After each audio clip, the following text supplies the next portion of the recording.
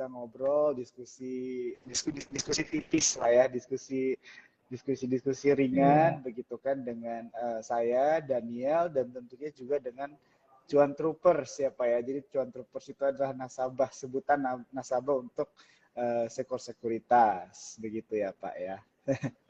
Selamat malam Iya. semuanya, salam kenal. Aku Erik Rifai Rizal. Alhamdulillah 20 tahun jadi Direktur Utama Jatis Mobile atau Jati. Wah, keren banget Pak, keren banget. 20 tahun lalu saya masih SD Pak. Nah, sebenarnya yang muda di sini average usianya di Jati itu 27 tahun. Sebenarnya. Wah. Jadi iya, average age-nya 27 tahun. Jadi saya di atas 50, our director sudah 40-an, our kepala-kepala bisnis 30-an, dan majority kita punya tim itu 20-an, karena teknologi ya. Iya. Oh, oke. Jadi nature-nya emang seperti itu ya Pak ya, yang muda-muda ini yang apa namanya jadi ujung tombak gitu ya Pak ya. Jadi Pak Erik juga semakin hari semakin muda Pak. Alhamdulillah bisa bergaul sama yang muda-muda. Tapi muda-muda itu mereka sangat kreatif. Mereka tahan banting. Nah itu yang kita mau kan, jadi petarung-petarung luar biasa. Karena kan sektor teknologi persaingannya internasional. Jadi kalau kita nggak bisa bertarung sama pemain-pemain internasional, ya kita nggak bisa eksis. Dan kita harus bisa eksis. Ya. Wah, setuju banget. Berarti memang benar ya Dan ya. Jadi bisa dibilang fuel ya, bensinnya dari Jati itu banyak orang-orang muda begitu ya teman-teman ya. Kalau misalnya kita bisa melihat, ini sebenarnya juga udah menjawab sedikit lah ya mungkin dari pertanyaan-pertanyaan teman-teman mengenai profil singkat dari emiten Jati begitu ya Pak Erik ya. Jadi kan teman-teman Cuan Troopers malam hari ini yang nonton mungkin ada beberapa juga yang baru nih mendengar tentang Jati begitu kan, PT Informasi Teknologi Indonesia begitu kan. Dan mungkin dari Pak Erik sendiri bisa kali ya Pak diceritain atau dijelaskan singkat saja mengenai profilnya dan bisnis perseroan itu seperti apa nih supaya teman-teman Cuan Troopers bisa tahu. Terima kasih. Oke. Terima kasih. Jadi Jati itu kita bangun 20 tahun yang lalu, dan bisnis utamanya saat ini adalah messaging, pesanan. Jadi kalau misalnya lewat SMS, lewat WhatsApp, lewat email, sebagai contoh misalnya gini yang paling umum. Kalau misalnya beli tiket online, dapat OTP. Nah, itu OTP-nya bisa pakai SMS atau WhatsApp. Nah, di sini Jati kita adalah major player di industri itu. Nah, biasanya kan OTP itu kalau misalnya beli bayarnya lewat bank A, bank B, bank C. Itu mereka kirim SMS itu pasti lewat jalur kita yang terintegrasi dengan semua operator. Atau melalui WhatsApp, karena kita adalah partner dari Meta. Jadi profilnya kita 20 tahun company, bukan startup. Jadi kita udah biasa ups and downs. Dan alhamdulillah masih dikasih yang maha kuasa untuk terus tumbuh dan berkembang. Dan salah satu daripada apa ya spearhead kita sekarang ini adalah teknologi AI, artificial intelligence yang kita kembangkan. Dan kita IPO, kenapa kita IPO? Karena kita memang butuh dana untuk pengembangan teknologi terbaru supaya kita bisa menjadi pemenang. Kita bertarung di Indonesia, tapi kita juga punya operasi secara grup itu di Singapura, di Filipina, kemudian di Malaysia, kayak gitu ya. Jadi pengennya di sini jadi pemenang, di luar juga siap bertarung. Seperti itu, Pak Jo sama Mas Daniel. Oke. Baik, Pak. Jadi kalau misalnya kita lihat tadi kan Bapak sempat mention sedikit tentang persaingan gitu, Pak. Boleh nggak sih kita dikasih tahu ini dari sisi competitiveness gitu, competitive landscape-nya itu pesaing-pesaingnya itu dari mana aja, Pak, gitu. Company-company-nya seperti apa gitu, Pak. Dan siapa aja gitu, Pak, mungkin kalau bisa di-mention. Jadi kita bisa ada gambaran, Pak. Oke. Kalau dari segi SMS, pertama SMS ya, karena SMS ini bisnis 20 tahun kita nih. Ini bisnis yang udah long standing. ini pemain-pemain di marketnya nggak banyak. Yang besar-besar mungkin bisa disebut sebagai ya 5 sampai 6 pemain lah. Di antaranya misalnya anak usaha Telkom. Nah, itu namanya MD Media. Terus kemudian ada yang namanya IMS. IMS ini saya juga lupa kepanjangannya. Tapi ada lagi yang namanya Nadine, ada yang lagi kebetulan yang lain ini belum listed, Mas. Jadi aku nggak bisa, walaupun aku sebut nama, Oke. nggak kenal. Itu dari segi SMS. Nah, sekarang kalau kita bicara mengenai WhatsApp ya, WhatsApp ini bisnis yang udah kita jalani 5 tahun. Jadi kalau kita sebagai perusahaan kan kita punya 500 korporasi klien pada saat kita IPO. Sekarang kita udah nambah lagi. Nah, jadi kurang lebih ada sekitar 300-an perusahaan pelanggan kita menggunakan infrastruktur SMS kita. Nah, kalau sekarang udah sekitar 280 perusahaan yang pakai infrastruktur WhatsApp kita. Pesaing kita di WhatsApp bisa dibilang nasional sama internasional. Karena pelaku bisnisnya Meta ini berkolaborasi di seluruh dunia. Kita sign up di 2018, di 2019. Jadi kita yang pertama sign up dengan Meta sebagai mitra Meta untuk teknologi implementation dan solution untuk korporasi. 2019 kita udah bisa dibilang sebagai top performer worldwide di Meta Partner. Dan kalau dibilang sekarang volume kita sangat besar. Kalau saya sebut nama satu misalnya BPJS Kesehatan, ini kan institusi single institution, the largest institution di Indonesia ya. Kemudian kita bisa sebut juga kalau dari segi perbankan, Bank BRI kan volumenya juga besar, sangat besar. Bank terbesar di Indonesia dari segi aset, dari segi nasabah. Kita kurang lebih ada 27 bank. Nah, persaingan dari lokal yang cukup besar tuh kurang lebih ada sekitar 3-4 pemain yang ada di market. Yang udah listed mungkin nggak listed sebagai company seperti kita, tapi under grupnya MCash. Itu ada salah satu company yang di bawahnya MCash, namanya PT Dam. Nah, itu juga pesaing dari kita. Kemudian di luar PT Dam kita punya beberapa lagi yang kayak misalnya Kata.ai, kemudian Pokato, seperti itu. Kalau mereka belum listed. Tapi kalau internasional tuh ada Twilio, kemudian ada yang besar lagi yang di Indonesia siapa? Infobip, kayak gitu ya.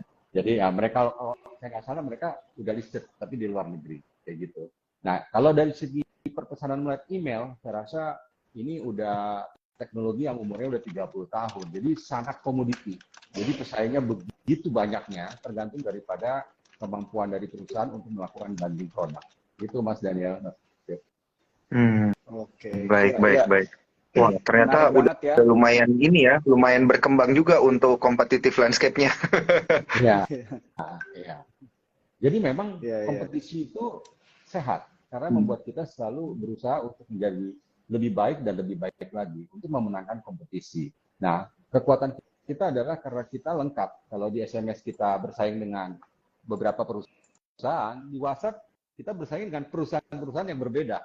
Nah, kalau di email saya anggap itu sudah sangat komoditi. Jadi kayak seperti itu. Jadi kalau ditanya Apple to Apple competition ya mungkin agak susah ya, karena nggak ada yang seperti kita.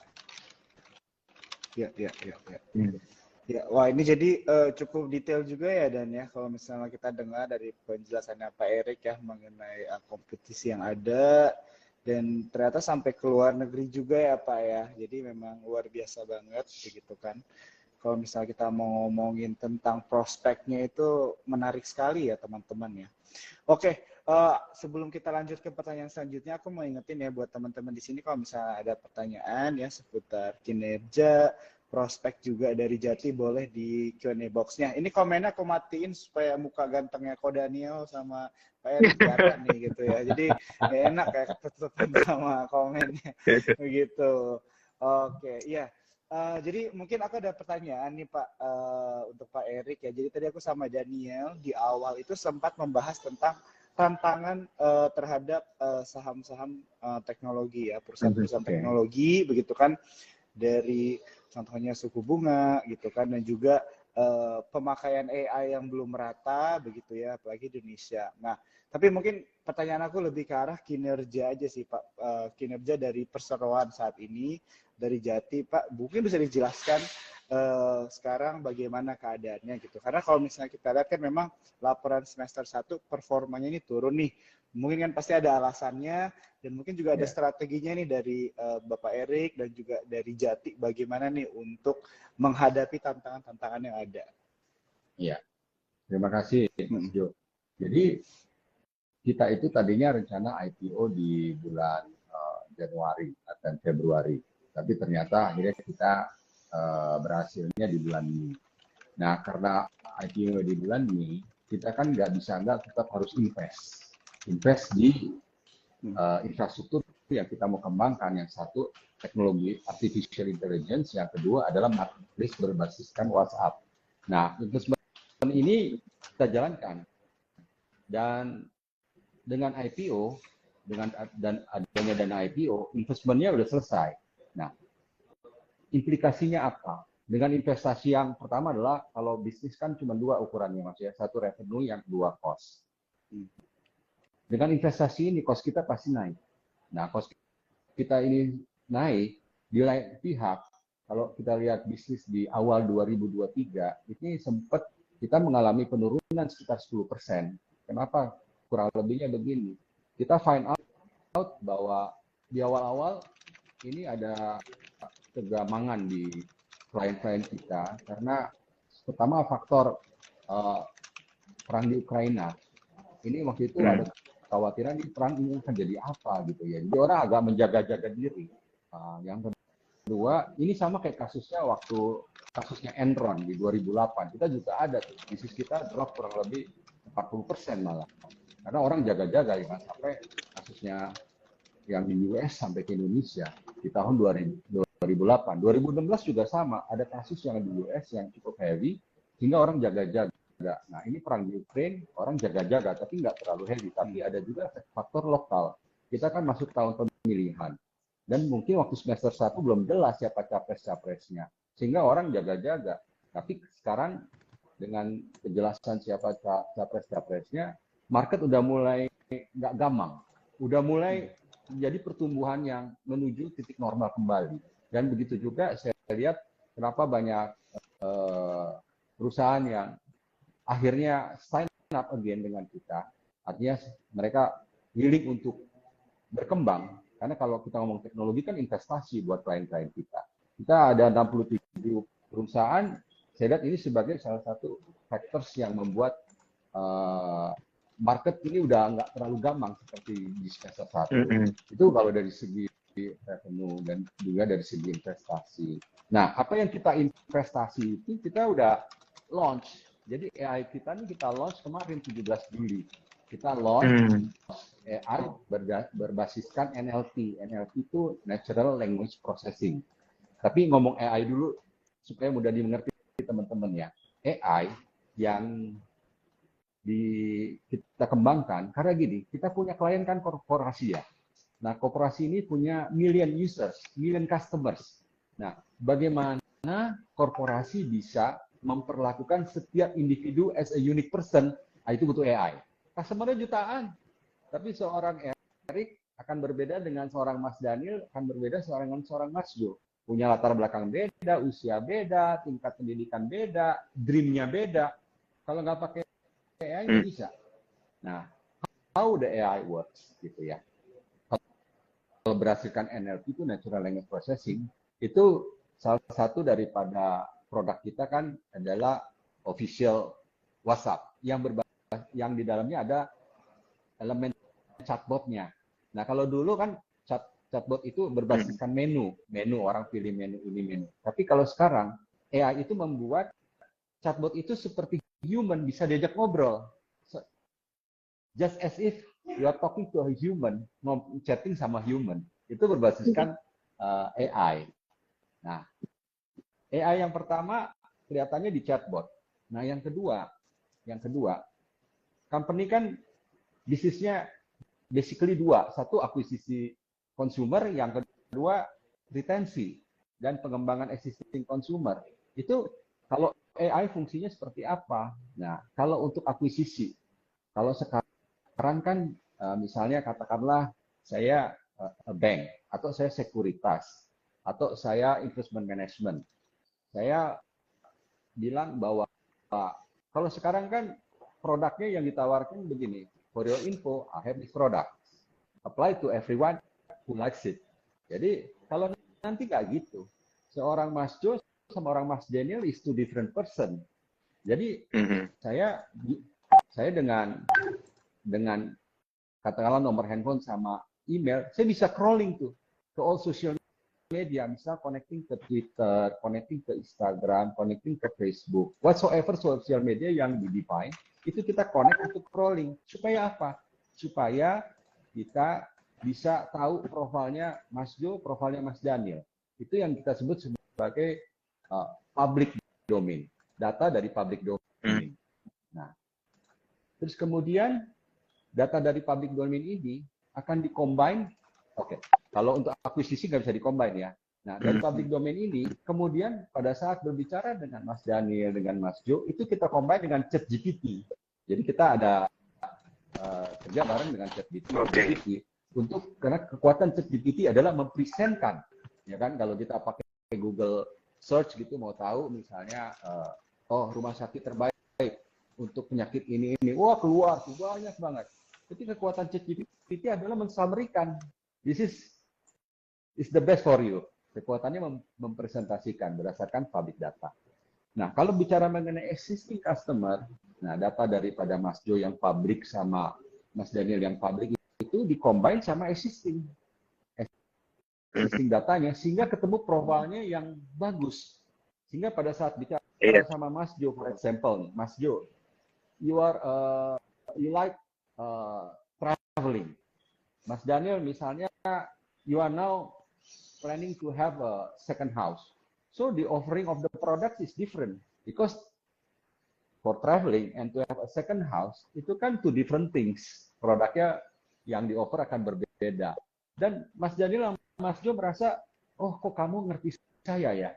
Padahal is the engine behind that words like that, supaya you are treated as unique person to AI yang kita kembangin. Sehingga nanti perusahaan-perusahaan kita ini, nah kenapa kita kembangin AI?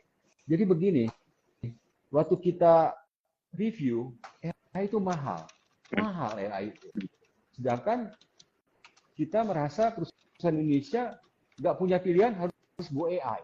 Karena apa nggak harus go AI? Because you have million users, 100,000 customers, yang mesti bisa treat them dengan unik dong, kan begitu ya. Makanya kita bikin AI, kita mau AI kita dibuat menjadi komoditi, suatu yang sangat affordable for every client, kayak gitu. Maunya begitu. Jadi kalau orang dulu AI mesti investasinya ininya 500 juta, ini 700 juta, kita bilang nggak bisa kayak begitu. Nanti Indonesia nggak cepet masuk ke persaingan yang berbasiskan digital. Nah, kita mesti bisa. Dan itu buat kita itu opportunity business. Dari 500 korporasi kita, cuma 4 yang pakai AI. Nah, sekarang setelah NLP-nya kita launch, kita udah dapat 8 company-company besar yang udah bilang, tolong dong integrate dong, kita mau supaya jadi pilotnya. Jatis kan udah jadi ini barangnya. Ya tentunya bisnisnya disepakati dulu ya. Dan kita memang put komoditisasi terhadap AI. Supaya bisa mudah ditelan, dicerna oleh perusahaan-perusahaan ini. Nah, kalau ini sudah jalan, mereka akan punya kemampuan untuk memperlakukan setiap customer-nya unik. Different person. Sehingga bisa dapat yang namanya stickiness-nya, engagement-nya jauh lebih dapat, kurang lebih gitu. Oke, menarik nih Pak. Nah ini tapi kalau kita ngomongin tentang fitur dan data-data tadi gitu Pak, gimana ya cara dari sisi keamanan datanya ini terjaga gitu untuk para customer dan juga pengguna? Kalau untuk data, kita sebenarnya udah ikut standar ISO 27001 mengenai keamanan data. Di luar dari standar ISO 9001 yang kita udah punya duluan yang mengenai manajemen mutu dari proses operasi kita. Nah, keamanan data, coba yang saya share kayak gini. Kalau misalnya, katakanlah si Corinvest punya customernya namanya Eric Rifarizal. Eric Rifarizal ini punya Facebook, punya Instagram, punya LinkedIn. Ya, saya udah publish nih. Gitu. Nah, pada saat data itu di-crawl oleh si Corinvest bertanggung jawab terhadap keamanan data itu. Kalau bicara keamanan data, sekarang kan pilihannya begini, datanya ditaruh di cloud atau di Sucori Invest sendiri, on-premise namanya. Kalau misalnya banks, financial institution, itu regulated, mesti put di on-premise, supaya jaga keamanan datanya. Nah, yang kedua, pada saat berbicara dengan consumer, sebenarnya pembicaraan itu kan pembicaraan rahasia. Nah, teknologi WhatsApp membuat yang namanya enkripsi end-to-end. Itu nggak bisa dibuka di tengah. Jadi pada saat customer bilang, oke, saya nih pengen traveling ke Europe, ya terus kemudian AI-nya tanya, kalau ke Europe berapa orang? Oh, dia bilangnya mungkin sama ini. Oh, biayanya mungkin sekitar 300 juta yang akan di-spend. Bagaimana? Sebenarnya itu informasi rahasia for that particular customer ya. Nah, Sukor punya kewajiban bahwa data itu nggak keluar. Dan Sukor sebagai financial institution regulated, sama kayak banks, sama kayak insurance, multi finance. Kalau aku lihatnya gitu, tapi kalau dari segi teknologinya, kita pastikan datanya itu encrypted end to end, ujung keluarnya dan ujung masuknya. Masuk keluar itu semua encrypted, nggak ada yang bisa baca. Kita ada satu proyek sekarang yang sedang kita maju ke OJK bersama klien, salah satu digital banks, itu untuk membuktikan bahwa data itu encrypted, ujung ke ujung nggak bisa dibuka. Kurang lebih gitu, Mas. Jadi emang kenapa kita butuh banks, financial institution sebagai our client yang untuk testing di awal-awal? Karena teman-teman di financial institution itu ketat. Kalian tuh ketat, kalian regulated dan kalian ketat. Jadi kalau kita udah bisa kolaborasi sama financial institution, other industries, kita punya 22 industri klien dari 500 korporasi. Itu jauh lebih mudah ngikutnya. Kalau bank sudah jalanin ya, yang lainnya lebih mudah ngikutnya. Karena udah merasa, oh keamanan data udah salah satu indikator yang paling penting kan mengenai keamanan data. Gitu, Mas Daniel. Oke. Ya. Wah, oke. Ini menarik banget ya, Daniel, dari tadi ya pembahasannya itu jadi lebih mengerti begitu ya, Pak. Oh ya, terima kasih. Saya takutnya saya terlalu teknis. Tapi saya mau cerita. Nggak apa-apa, kita pelan-pelan belajar memahami, Pak, ini. Jadi gini, Mas Daniel, Mas Jo, saya ini number one sales. Jadi kalau di kita orang salesnya bagus-bagus segala macam, tapi kalau saya di root ya saya harus number one sales. Jadi saya datang nih ke direksi pada saat mau pilot, saya bilang, saya mau launch AI nih. Dia bilang, oh kita baru minggu lalu bicara AI, kita bicara ChatGPT. Wah kalau gitu udah pada ngerti AI ya. Terus karena kita teman ya, dia bilang begini, Eric, that's the problem. ChatGPT ngerti, tapi kalau AI untuk korporasi kita gimana ya caranya dan apa gunanya gitu loh. Jadi saya rasa ini suatu barang yang memang AI itu kan pop culture ya sejak ada ChatGPT. Everybody talks about AI.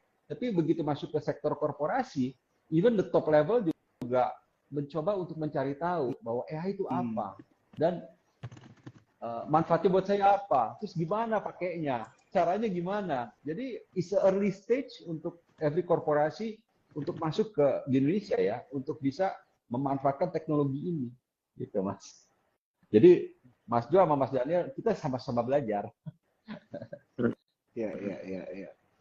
Wah betul ya. Jadi memang istilahnya Jati juga itu masih dalam pengembangan begitu ya Pak ya, bisa dibilang juga ya, sama melihat kebutuhan market juga dan bagaimana market bisa menyerap gitu ya produk-produk Ya. AI yang akan dikembangkan ke depannya ya. Ya, oke.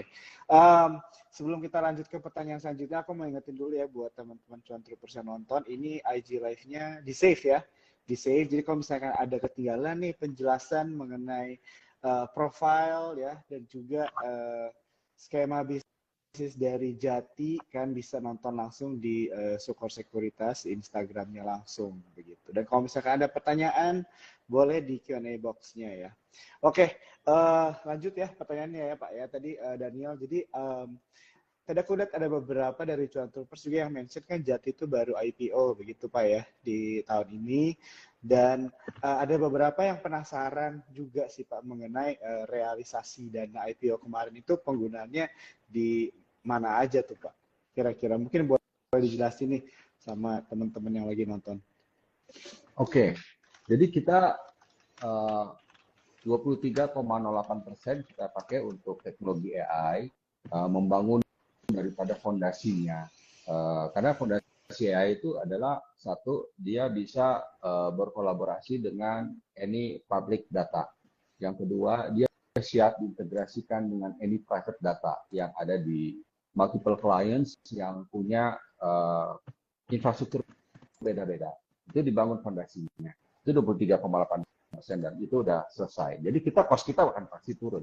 Yang kedua, kita bangun yang namanya marketplace berbasiskan WhatsApp. Nah, namanya beranda toko. Nah, jadi kalau ini sebenarnya yang kita jalanin ini marketplace-nya karena kita lihat ada satu pain point di marketplace di Indonesia. Kita akan start yang pertama dari food gitu ya, food. Karena kita lihat pain point-nya adalah food sekarang mahal kalau pesan online. Mungkin pelaku marketplace ini kan ingin meningkatkan pendapatannya, sehingga komisi yang apply di market itu range-nya 20-39%. Nah, ini yang kita ingin supaya ada keseimbangan.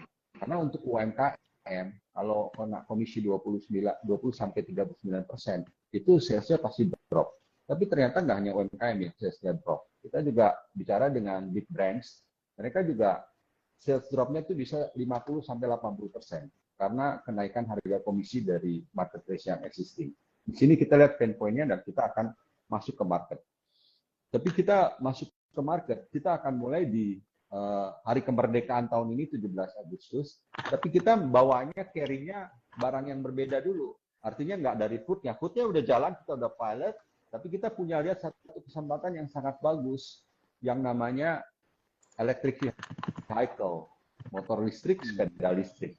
Karena kita baca satu data yang menunjukkan bahwa government ini sangat serius untuk membuat yang namanya electric vehicle ini menjadi something yang common untuk masyarakat. Dan kita lihat permasalahannya. Akhirnya kita start dengan satu brand yang namanya Kamkas, yang kita udah due diligence. Kenapa kita due diligence? Kita nggak mau juga jeopardize our investment. Jadi kita pilih brand yang bagus untuk jalan bareng. Nah, Kamkas ini produknya bagus, dalam arti kata dia baterai listriknya itu kalau diganti nggak mahal, bisa per setnya diganti, dia kayak handphone tinggal colok di rumah, terus kemudian dia punya, dan ini penting banget, dia punya service center. Nah, kita akan mulai jalanin. Cuma ini mungkin Tuhan Maha Sayang sama kita, tiba-tiba Pak Jokowi bilang, subsidi motor 7 juta berlaku 1 KTP. Karena kenyataannya dari alokasi dana, iya kan, alokasi dana 400.000 motor listrik dikasih pagar nih, mesti yang dapat ini UMKM, listriknya mesti 450 watt, paling tinggi 900 watt. Dari 400.000 dan yang dialokasi, yang jalan cuma 4. Itu saya baca di media. Sehingga akhirnya mungkin Pak Jokowi sendiri yang turun tangan RI1. Pokoknya dimudahkan untuk listrik. Jadi kita, waduh, ini kayaknya Tuhan sayang ya sama kita. Jadi kita punya plan, kita akan jalani 17 Agustus. Dari government, push-nya, pressure-nya juga untuk supaya ini jalan kuat sekali. Jadi kurang lebih gitu. Itu yang kita alokasiin. Okay. Jadi 23,08% di AI, 23,08% di marketplace berbasiskan WhatsApp. Jadi orang nanti pesennya gampang pakai WhatsApp. Nah, wah menarik banget ini. Kemudian Pak, ini kalau saya ada follow up question tadi dari Jo terkait dengan strategi perseroan di semester 2 2023 akan seperti apa Pak? Karena kan kita tahu di 2024 itu lagi mau woro-woro tahun politik gitu ya Pak ya. Apakah tahun politik ini akan mengganggu proses bisnis atau kinerja bisnisnya Jati sendiri? Gitu Pak, atau justru ini malah mengakselerasi gitu kan di tahun politik nanti. Oke, makasih Mas Daniel. Jadi memang waktu semester 1 kita lihat kegamangan daripada masyarakat. Karena nggak tahu kan siapa yang jadi capresnya. Terus kemudian rasanya hal itu udah selesai. Capresnya udah jelas. Dan satu hal yang membuat kita di bisnis juga happy adalah bahwa RI1 kita nggak ada isu dengan everyone. Ini menurut pandangan kita ya. Jadi balik lagi ke tingkat penerimaan dari kita sebagai pelaku bisnis. Wah, ini capres-capresnya bagus nih. Yang ini bagusnya apa segala macam. Sehingga kita confident bahwa kalau misalnya semua institution government yang berkait dengan stabilitas negara committed, ini prosesnya bisa smooth, bisa jalan lancar. Ya kita kan harapannya gitu ya, orang bisnis. Jangan deh ada sesuatu yang sangat luar biasa dari segi politik sehingga mengganggu kita punya perekonomian. Nah, kita confident sekarang, jauh lebih confident dari awal tahun. Karena capresnya jelas, komitmen daripada banyak pihaknya juga jelas. Walaupun yang namanya kejelasan itu tidak 100% menjamin, tapi indikasinya udah kelihatan. Seperti itu ya. Nah, kita lihat begini, tahun politik, tapi kan 2024 kejelasannya di Q1 malah. Q1 udah jelas siapa pemenangnya, ya kan? Artinya kita masih punya 3Q yang bisa tancap gas. Dan kita berharap bahwa siapapun pemimpin nanti mereka sangat mengerti bahwa Indonesia ekonomi itu jangan sampai rusak. Karena inilah salah satu yang membuat kita akan menjadi luar biasa di tahun 2050. Dan itu kita baik konsep itu. Jadi nggak mungkin nggak, kita pasti kalau aku lihat sama kita punya klien-klien ya, bicara dengan klien-klien kita, Februari jelas kok. Ayo disiapin semuanya supaya tancap gas habis-habisan after that. Karena nggak mungkin kan investasi yang udah begitu besar, begitu banyak bisnis yang besar-besar itu akan diam diri. Semuanya ingin meraih kesempatan termasuk kita. Makanya kita siapin AI kita launch di bulan Juli. Kita akan jalanin yang namanya pilot integration dengan 10 klien besar. Nah, setelah pilot integration ini, kita akan jadikan komoditi. Produknya ini komoditi. Komoditi itu maksudnya gini, Mas Daniel, Mas Jo. Gampang kok punya AI. Gitu. AI tujuannya apa sih? Oh, tujuannya naikin revenue, tekan cost. Tapi itu gampang untuk punya AI capability untuk serve the client, untuk increase the sales. Kayak gitu ya. Kalau tadi kan bicara mengenai cost efficiency. Kalau dulu kan ada call center. Ada call center, itu biayanya mahal sekali. Tuh. Terus pindah ke messaging center. Bank-bank udah pindah, yang lain udah mulai masuk nih. Sekarang udah ada kurang lebih 1.300 perusahaan yang masuk ke messaging center ini. Nah, terus kemudian kalau bicara mengenai menaikkan penjualan, saya rasa simpelnya begini logiknya. Kalau setiap company punya kemampuan untuk men-treat every individual daripada customer mereka secara personalized atau hyper custom, itu pasti stickiness-nya dapat, engagement-nya dapat, sehingga bisa sales-nya jauh lebih baik. Kurang lebih begitu tuh, Mas Daniel. Jadi kita benar-benar harus bisa memanfaatkan tahun 2023 semester 2 untuk bahwa AI investment kita bisa memberikan nilai tambah yang luar biasa, sehingga kita bisa roll out habis-habisan di Q4 maupun di tahun depan. Walaupun tahun politik, karena tahun politik ributnya cuma bukan ribut lah ya, isunya selesai di Q1. Gitu ya. Harapannya gitu. Baik, baik, Pak. Ya, ya. Wah, ini menarik ya. Ini aku jadi beneran mantengin banget nih Pak Erik ya. Jadi aku juga jadi belajar banyak nih tentang bisnis dari Jati begitu Pak ya. Sampai tadi aku juga sebenarnya sempat browsing juga begitu ya mengenai beranda toko gitu Pak kan. Tadi Pak Erik ada mention begitu ya small medium business ya. Dan aku bacanya sih tadi secara sekilas saja ada mengenai tentang jualan gitu ya Pak ya. Kayak ada belanja begitu. Mungkin bisa dijelasin sedikit Pak Erik beranda toko itu secara Karena kan teknisnya gimana ya? Mungkin kalau kita lihat kan beranda toko ini mungkin salah satu pipeline gitu ya, Jo ya. Salah satu pipeline yang mengenerate cash flow juga pastinya nih buat Jati. Oke. Beranda toko kita akan launch insya Allah di hari kemerdekaan nanti 17 Agustus. Dan beranda toko itu sebenarnya marketplace yang kita bangun karena lihat pain point-nya yang tadi sempat aku share ya. Nah, sekarang kita masuk ke dalam tahapan kalau untuk UMKM kita masuk ke dalam tahapan gini. Kalau teman-teman perhatiin pelaku-pelaku marketplace itu punya kerugian yang kita pelajari itu sangat besar. Teman-teman lebih tahu, saya juga tahu angkanya. Nah, kerugian yang sangat besar ini implikasinya karena spending-nya tinggi. Nah, kita ingin bedanya gini. Kalau dulu marketing 1.0 itu bicara mengenai above the line, below the line acquisition. Itu costingnya maksimal luar biasa. Nah, marketing 2.0 itu bicara mengenai bahwa social media itu mesti ada muscle-nya. Muscle-nya ngumpulin muscle dulu nih. Makanya ada yang namanya KOL, Key Opinion Leader. Then you have to deal with KOL. It's not cheap, mahal juga, gitu ya. Sekarang ada social media, ada marketing 3.0. Jadi social media ini udah berbasiskan AI, ya kan? Kalau teman-teman lihat misalnya TikTok is the first one. Actually the first one is Amazon.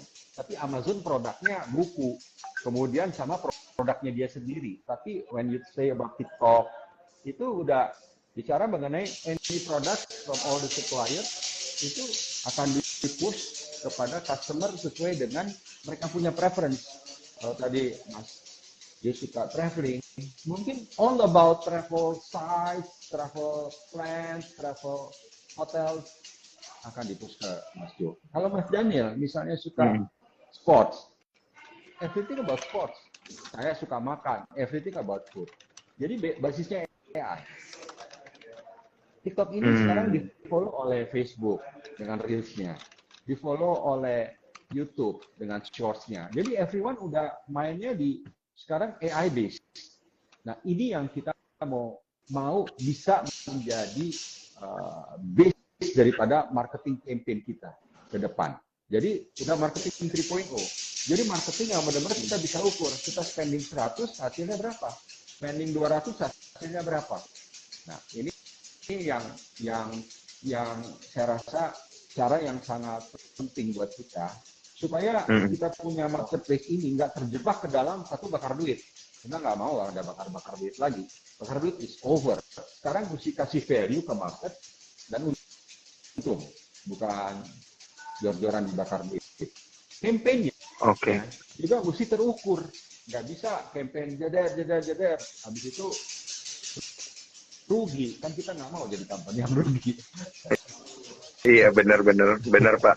Nah ini kita udah nggak berasa udah mau sejam ngobrol Pak. Saya harus menanyakan satu pertanyaan pilihan ini dari Cuan Troopers yang selalu ditanyain kalau kita lagi corporate talks Pak. Ini wajib karena ini tentunya menjadi salah satu alasan juga bagi investor untuk tetap stay invested dengan Jati gitu Pak. Jadi pertanyaannya adalah dari sisi dividen sendiri Pak. Nah ini kan memang baru IPO di tahun ini gitu ya Jati. Tapi apakah kedepannya ini nanti akan ada plan gitu Pak tentunya untuk pembagian dividen kepada para investor? Terima kasih. Saya rasa dividen itu penting. Dan kita memang, jadi begini, kalau IPO, ini pengalaman pertama kita. Tapi selama 19 years, kita beroperasi, jadi kita tuh beroperasi dari tahun 2003, even the first year, kita, kita 20 tahun ya, kita tahun pertama untungnya tipis banget, 3 juta tahun pertama, jadi nggak bisa bagi dividen. Tapi tahun kedua, itu untung kita udah puluhan juta, dan kita bagi dividen. Kita punya yang namanya operating standard for dividend. It's about 20% daripada kita punya keuntungan. Dan itu berjalan terus. Kita audited mulai tahun 2012, public audited. Dan itu masuk ke dalam kita punya laporan pembukuan selalu. Nah, ini udah menjadi semacam culture di kita, bahwa yang namanya pemegang saham, kalau dulu pemegang saham utamanya cuma 2, sekarang pemegang sahamnya ribuan.